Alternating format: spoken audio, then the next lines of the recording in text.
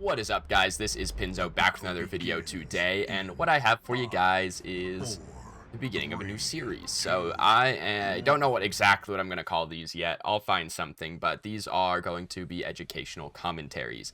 I did a couple of these like play-by-play sort of videos back in the beginning, middle of December, and basically it just takes a lot of time. So I'm just going to have to find some more time to actually get these recorded, but my goal is going to be to go through all the characters in Predecessor, and with each one, do a play-by-play. Do a sort of, these are going to loosely be my guides. I'm not going to do sort of a standard guide, but in this game, I'm going to be showing you what to build, why I'm building it, and basically my thought process behind everything I'm doing on this character. You know, what I'm looking at, how to play this character, what you should be looking at, all that kind of stuff. So that's sort of what these are going to substitute for. Obviously, the first one, you guys had to know it was coming. Feng Mao. Feng Mao is probably my favorite character in the game, and I just really like him. Let me full screen this for you guys. Big Feng Mao fan. I think his kit is really cool. He has a lot of mobility. I think he has a lot of really cool like outplay potential and that kind of stuff. So I really like the way that his kit flows. So this is something that I would do on most games in the jungle, is put a ward on your blue buff, back, and grab sentry. Sentry's pretty strong, and I think it's more useful to have it in the jungle. I do have a Kallari solo, so our team is not going to be tanky. The enemy team is also not super tanky. They have a Grux jungle. It kind of depends on what that Feng Mao does. He could build tanky, or he could build full damage. What's he got? Got a rogue crest, so it looks like he's probably going to go the damage route. Make sure you guys are, especially at the beginning of the game, checking what items your team and the enemy team has. Kind of messed up my smite there, just a little early. So on this 5 camp especially, you guys are playing not Rampage, basically. You need to be kiting this, which is essentially just backstepping while you clear. And you kind of let red buff do the work here. So I'm not autoing every creep every time, but I'm trying to keep my red buff ticking on all the creeps all the time. So my Kallari has pressure. This is kind of the new jungle rotation that I have found to be most effective, which is going from red to that 5 camp, but then straight to your blue jungle. The 2 camp on red side takes a awkwardly long time to clear at level 2, and I don't really like it. I think clearing that 5 and straight to this 4, it gets you your hunt upgraded just a tiny bit faster, which I think is mega valuable. Plus, it gets you your blue buff on its timer faster. You get it dropped, you get it on your person faster. If they are coming straight from their red to your blue, you'll be here to defend it. You'll be level 3 after clearing that 4 camp. They'll be level 2 if they went straight to your blue. I think that this is a really good jungle start, especially on this side of the map. So if you guys notice, the map itself is not mirrored, meaning my red buff is on solo lane side and their red buff is on duo lane side. So dual lane, generally speaking, is the easier gank because they're going to be down a little bit in XP because they're splitting the whole time. So if it's a little bit of an easier gank, getting over here faster is pretty valuable. I'm going to be going the Pain Weaver first. I'm actually going to back right away. I should have backed right after clearing that camp.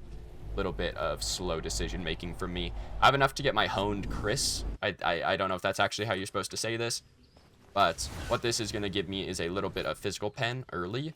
And it gives me a tier 2 item right away. So I can fight anyone right now. I have physical penetration online. I do a lot of damage. What I'm going to do is clear my 2 camp. And I'm watching my Kallari. So I noticed earlier Grux went into his blue jungle. He went into mid and kind of failed the gank. And he went straight to his blue jungle. So my guess is he's on this 3 camp right now. But the downside to that is that he could be on my Kallari anytime. So I'm going to... Okay.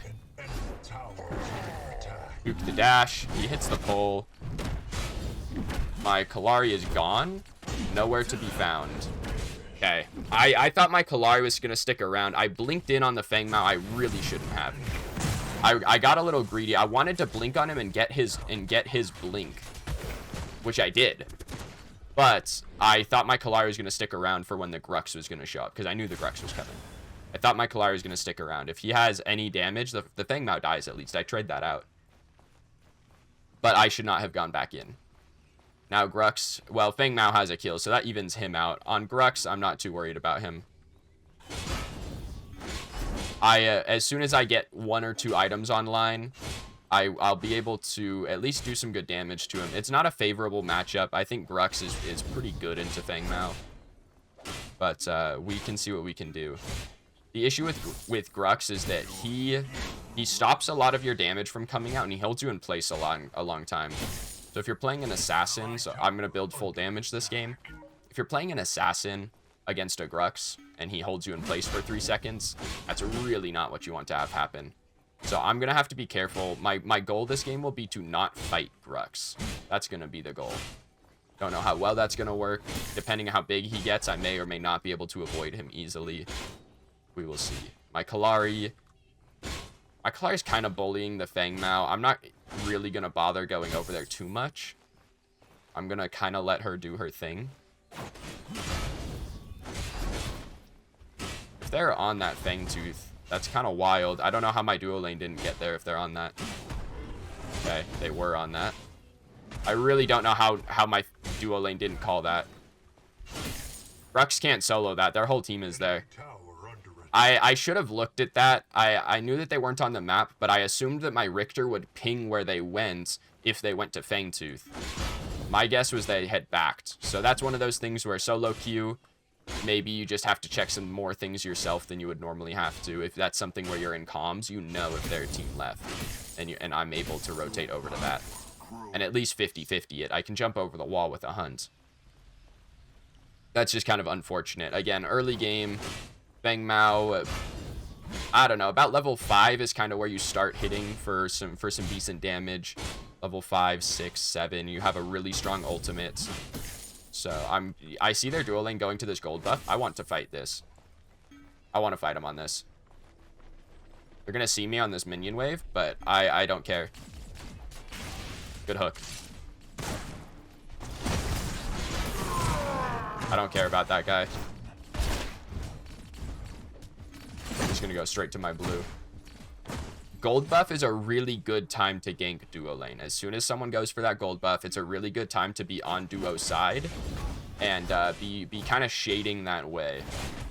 Just kind of hanging around. You want to see if the enemy team goes for that gank. You want to be able to counter gank. If they don't, you can go in for it yourself. I'm gonna back. I'm gonna back. There we go. I'm gonna begin getting. I'm gonna go for the spell slasher. Getting this first before the temporal ripper is probably better most of the time. Plus, I can get both of the tier 2s, so I still have some good power.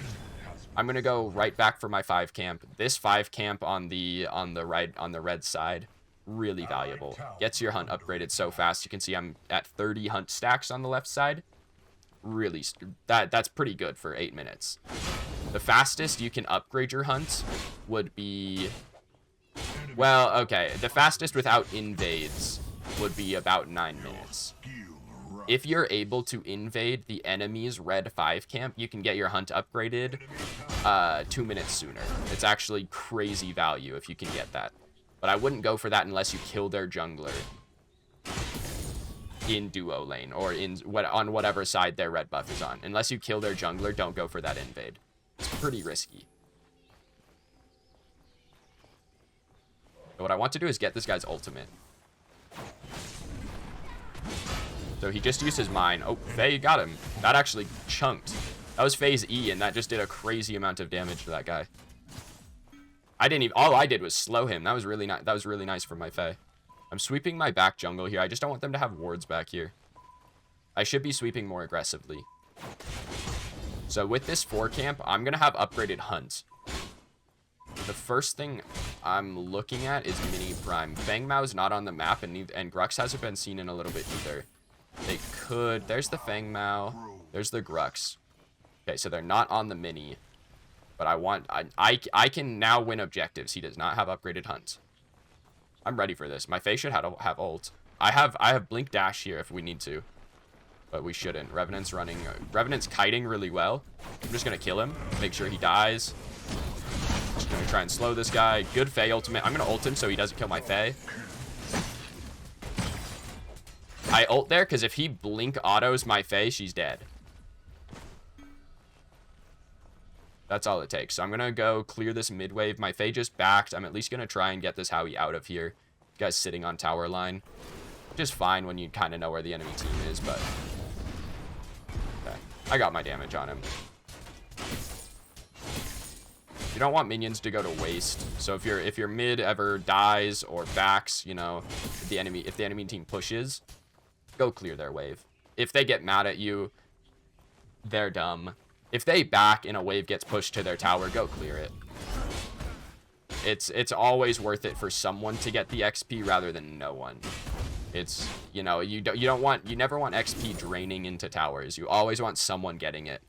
And jungle tends to be slightly behind on XP. They say pretty good in gold, but slightly behind on XP. My guess is he was fighting down an item. He just finished Stormbreaker, and this guy... Oh, he's got a little Omni Vamp. We have Painweaver finished. I'm going to go Dread this game. So Dread is a pretty potent item. I'm just going to grab the pen part of it. I'm going to ping Fangtooth. I have the pen part of this. This gives a little bit of magic defense, and it also gives some physical pen. So the stats are good, but the Howie is going to be super annoying, and so is the Steel. So the magic defense here is going to be pretty nice. Okay, that was my Richter's ultimate, which kind of stinks, but I wish I knew if they had dunk. If they steal dunked, okay, I'm going to dash out. As soon as I see Grux behind me, I don't really want to fight this. But with my Faye coming in, my Faye does not have ult yet. It should be up very soon because my ult is up. Yeah, my Faye's just came up. With Faye ult, we can fight this. I'm going to sweep. As soon as they give me any hint of space, I'm going to sweep this. An enemy tower is under attack. Okay. I was trying to get him as far into my team as he could. I know roughly how much damage he can do, and it's not 80% to my health bar. I want him to go as far into my team as he can. He died for it as well. Yeah, we can do this. I'm trying to heal a little bit. So for those of you who don't know, Hunt heals you for 5% of the damage you do to it if you're playing a melee character. So... this is really risky for me to say here. I already used my blink, so what I have to do here is save my dash. I really have to be really patient with my dash. Because I'm going to have to dash shield Howie's ultimate. The upside of this is I can smite at 1,000 right now. Grux, again, he doesn't have that upgraded, or he actually did upgrade his Hunt before this one. But too slow to get there. So we had a really good bait on Revenant. We're able to get out from the rest of that as well.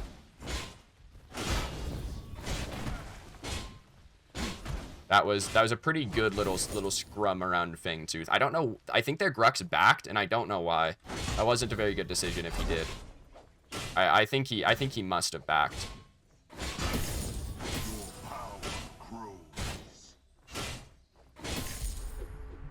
Okay, so I'm gonna back. I'm gonna grab my saber here. The tiny bit of magic defense from Polar Treads isn't bad, but I'm not gonna grab it yet. I'm gonna go Ortis this game. I could go Witch Stalker, but I'm gonna go Ortis. Nex is okay. I'm gonna wait for these wraps. Nex is okay on Feng Mao. I don't think it's fantastic. I think it's really good if you're trying to kill multiple people at once. Because if you hit your 3 on like 3 people that are grouped up, then Nex looks pretty good. For this game, because this Grux has this Bone Saw, I'm not going to be able to insta-kill this guy. So what I want is Ortis is going to give me all my abilities a second time in a fight very quickly. Ortis, when you activate it, your next 3 instances of damage on someone, the next 3 times you deal physical damage, which is on Feng Mao, autos, dash, ult, and E. You have a lot of ways to deal physical damage. Anytime you hit any of those on an enemy hero, your cooldowns, they do additional true damage, but your cooldowns are reduced by 1 second. So what it allows you to do is shield multiple times very quickly, E multiple times very quickly. It basically gives you your cooldowns back instantly. And what that allows you to do is hit someone with your cooldowns multiple times instantly. And so on a Grux that has a lot of health, even this Feng Mao that has some Omni Vamp, I'm going to need to use multiple rotations of my kit, and Ortis is going to let me do that much quicker. I'm just trying to clear my camps here. I'm trying to keep an eye on Mini Prime. Grux can solo it pretty easily. So I'm kind of trying to stay like around this. I just don't want him to get it for free. My Kalari is winning those fights barely. She has a crit too. I wouldn't go crit on Kalari.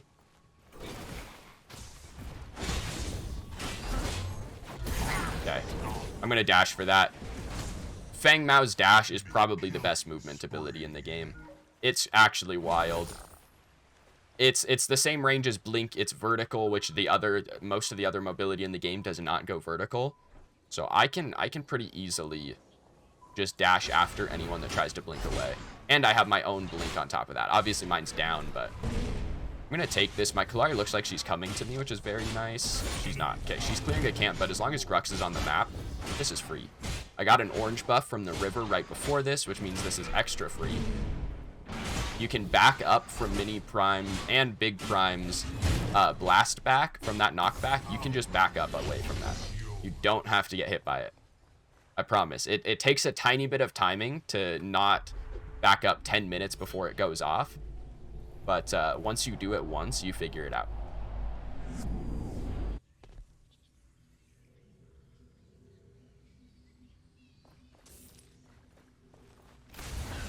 Okay, so we have Fangtooth here in probably about 90 seconds. I'm just going to make sure I'm staying on this side of the map. I have Mini Prime for a minute and a half, or for 2.5 minutes, excuse me. Mini Prime, for those of you who don't know, it gives you it's a small damage buff. I don't think it's the same damage buff as Prime, but it also gives you defense. It gives you armor, which Big Prime does not. Big Prime gives you out of combat regen. That was a huge Fey ultimate. Yeah, I'm gonna wait for this guy to come back down. I know he doesn't have a blink because I already killed him earlier. So what I'm looking for here is Revenant. I'm gonna scare him by walking into the jungle. I want him to take his. What I'm doing here is delaying his back. So you can see Kalari is split pushing. That's fine. I don't care. What I'm looking at is that Revenant is still here. What this is doing, and so I know his red buff is up. That's cool and all. I just want this Fangtooth. What I'm doing is Revenant and Steel are still here, which means they're not defending right lane, which is currently dying on an inhib. But the other thing they're doing is they're Revenant that low with Resolution Demolisher doesn't have lifesteal. He's not going to be able to make it. He will never make it to this Fangtooth. He has at least 20 seconds before he can be to this Fangtooth with enough health to do anything. If he walks in at that much health, I insta-kill him. Which is not a good decision. He should not walk in while he has 20% health. I'm gonna shield this. I don't know why I'm tanking this and not my Richter, but got it. Yeah, that again. What I want to do there is scare the Revenant back, so that he has to make the choice between, like, maybe backing unsafely or walking too far away and not making it back to the Fangtooth.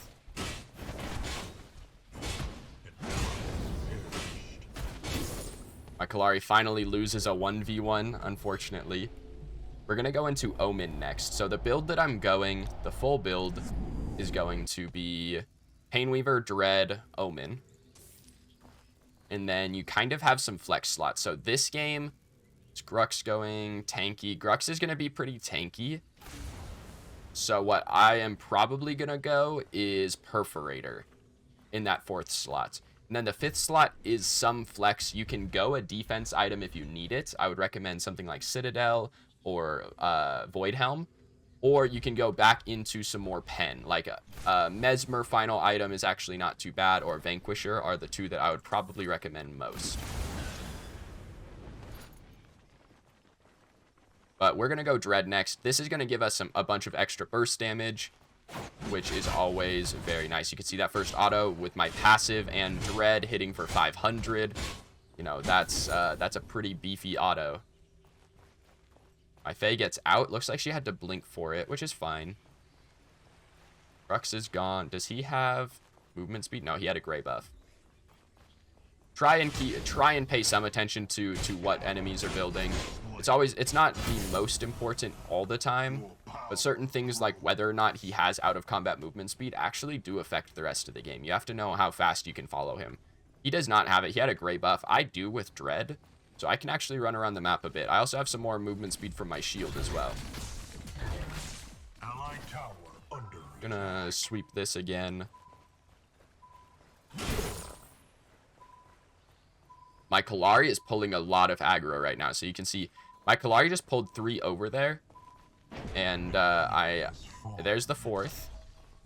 I'm gonna see if I can help her. An enemy tower is under attack. Yeah, I'm gonna blink away. That was a good combo from Revenant, but that was all of his damage. If Steel wasn't there, I would go back in. After Rev uses his E and Q, that combo, he doesn't have any damage. You can continue fighting him. All he has is autos after that, which are very predictable damage versus the burst that you really don't know how much is coming. Yeah, again, so I'm letting my Richter go in first. I thought that the Steel was going to do more. The Steel must have been waiting for me. Yeah, nice job, Faye. I was going to tank that tower if someone wanted to walk in, but looks like Faye got it anyway. The Steel must have been waiting for me. I was waiting for the Steel to do something before I went in and tried to kill the Rev. Steel waited for me. Rev just dies to Richter. Hook kind of OP. My Richter has Dynamo. Hook even more OP with Dynamo, obviously. So I'm gonna back. I'm gonna get the other half of my Omen here. And now, now we're kind of in this weird gray area. They have an inhib down. My Kalari should probably be grouping up. I'm gonna ping it. She should be grouping up. So the upside to having an inhib down is that we should be able to push a different lane instead of going back to the same lane over and over again. So what I would like to do here is like group up and push mid, because they're gonna have to defend right lane at some point. They have super minions pushing in, so they're gonna have to defend it eventually. We should group up and attack mid. I'm gonna see if I can just get the team over here by starting this. Looks like my Faye's listening. My Kalari looks like she just wants to see if she can apparently split push the core, which I wouldn't try all the time. Howie's gonna come in, probably try to do some damage. Yeah, mine's coming out. We're out of minions, so I'm gonna have to back up. My Richter at least knows what his character does, using the E for movement speed. His red buff is coming up, so and I can see him there. He really wants to go get it. Flyer winning another 1v1, trying to take that inhib. I'm gonna stay here as long as I can generate some threat on a couple people. My Kalari should get that inhib for free. So yeah, that inhib's going down. I'm gonna call retreat. We got an inhib, we got a tier 2. We should back out and grab Fang Tooth. I'm gonna take his red so that he can't. Anytime you guys have pressure on the enemy like this, where we're pushed up, and that he's not going to be able to leave his base to come get his red, just take jungle camps. It strips any chance of them finding, you know, a little bit of XP and gold and getting back into the game. It strips that away. It just basically goes away.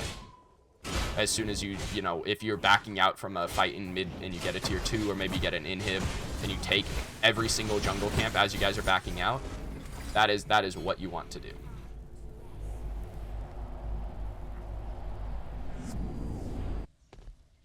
Okay, got my Omen finished. That's a lot of burst damage. We do have 3 Fang Tooths, so we're getting a little bit of that power buff. I'm going to grab my blue buff. Blue buff is a little more... Blue buff matters more on Feng Mao. Blue buff, for those of you who don't know, because I don't think it says this anywhere, it does give you some cooldown haste. I have no idea how much. I can find out. I'm at 50. Now I'm at 65, so it gives 15 haste. I don't think it says that anywhere. Well, actually it does say that. Not here, but on the tooltip that was just in the center of my screen right when I picked it up, it said haste. So it does give cooldown haste. Pretty impactful. Feng Mao especially, you're spamming a lot. You really need your cooldowns as much as possible. This build that I'm going ends the game with like 90 or 100 haste without blue buff. It's very strong. I think this is the best way to build Feng Mao. The build is, so these 3 items, Ortis, Painweaver, Dread, Omen are a lot of haste on their own in games where you don't need Dread. So if you're playing against, I wouldn't build Dread against something like a Fae. I probably wouldn't build it against a Gideon in mid. As long as you can dash out of the ultimate, his damage doesn't matter. I think this Grux is AFK, or he's just typing. But if you don't need to go Dread, you can actually get a lot more haste off of this. So you go Breach, which is 20 more haste. The stats on the item are good. The passive is bad, but just ignore the passive. The stats are really, really good. And then you can go Tainted Blade, which is another 15, and you end the game around 100 haste, which is just, it puts your dash on a 5-second cooldown, a 6-second cooldown. Your shield is on 5 seconds. Your hamstring's on 3. You just get to spam away on your abilities. Ortis gets everything back instantly. I think it's the only way you can play Feng Mao. Otherwise, you're waiting on cooldowns too long. I think you have to play a max CDR. Again, we're gonna push left. We see the team kind of making pressure elsewhere. I'm gonna see if I can help this guy. Revenant ult. I don't know if Steel ulted. Otherwise, okay. Revenant blinked out anyway. I was gonna say if Steel ulted, I could go in, but Rev blinked away. Don't know what my Kalari's doing. This guy shielded a melee character.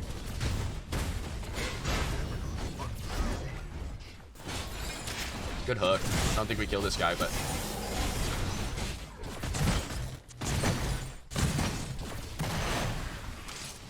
Okay, I just dodged his Q. Again, when Rev doesn't have his Q, that's all of his damage.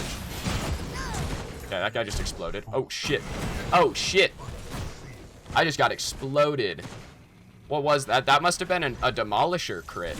He must have been out of combat long enough to get his Demolisher back. Wow, that did a lot of damage. This game, they don't really have any healing. Tainted Blade's probably not worth it. I'm just gonna go into the Perforator. All their inhibs are down. My guess is they're gonna surrender. I'm kind of surprised they haven't. I shouldn't have died right there. My 2 deaths, my first death was just a total greed play. Shouldn't have gone for it. And then that one, I kind of got surprised. I mean, he hit me for 1,500 and 3 hits, so 500 a shot. But I think one of those was a Demolisher crit. Which is just, like, that's a lot. I don't know. I got caught off guard. I didn't check his items, I guess, when he came out of base. And he has that and Imperator. That was a huge shutdown, too. He just finished a Viper off of that. Faye killed him, I guess. Where was he? Did she just kill him on Prime? Where was that guy? That's wild that he dies in their blue buff somewhere. We should be able to just kind of push into an end here. I want to try and see if I can show you guys an Ortis play where you get your cooldowns back really quick. I want to see if I can get in on the Feng Mao or the Howitzer, maybe. Looks like Feng Mao's dead. I could do it on Steel, but it's not as... You guys don't get to see the damage of it. Kalari's full crit as well. This isn't even a good Kalari build. Okay, that's a dung. So I'm going to Ortis and watch my cooldowns. I was like, where'd Howie go? He was up there. Oh, man. Dude, another one. Another Overlord crit right there. Yeah, another 1,202 shots from this guy. Again, this build, don't go Resolution. You can see at the end right there, Howie was not in execute range, but you can auto attack cancel your ultimate. So you auto Q, auto R, and your ult comes out with and you have a lot of burst damage right before your ult comes out. So you're kind of anticipating the execute, if that makes sense. It can get you into trouble, but not enough characters in this game have burst healing to get out of your ult range. The only thing they can really do is blink away if you're going to do something like that. Not many people can get out of the ult execute. That game was pretty good. Again, the last death is just kind of me greeting the fountain. The first one was me getting way too greedy in solo, and then the second one was me getting caught off guard by a carry who got an item online a little faster than I was hoping him to. You can see I have some true damage from my ultimates. I did a decent amount of damage. When you guys are playing Feng Mao and Kallari especially, don't look at your damage. My Kallari's is obviously high because she was farming a dude in solo lane. But when you're playing essentially a single target assassin, your damage doesn't matter. It really doesn't. Don't look at it too hard. You're only hitting one target versus a Faye that can hit 10, or a Kallari who hit one guy for 10 minutes. Don't look at it. It doesn't matter. Most of these stats, I think, don't matter very much. I always like to look at gold. I was pretty low that game. But, yeah, that was a pretty good Feng Mao game. Hopefully you guys learned something. If you guys have more questions about him, let me know down in the comments. I think he's pretty strong. I think he's very well playable. And if you guys, especially if you put a game or two of practice into him and kind of learn the combos, kind of learn when you can go in and out, get the feel of him, I think he gets much better. So hopefully you guys do. Let me know if you guys have any success with him. Let me know if you guys liked this video. Let me know what you guys want to see more of or less of in the next one. I'm willing to learn if you guys are enjoying this kind of content. So hopefully you guys did enjoy. If you did, go ahead and leave a like and subscribe. But that's all I've got for you guys. So as always, I've been Pinzo. This video's donezo. Thank you guys for watching, and I'll see you guys in the next one.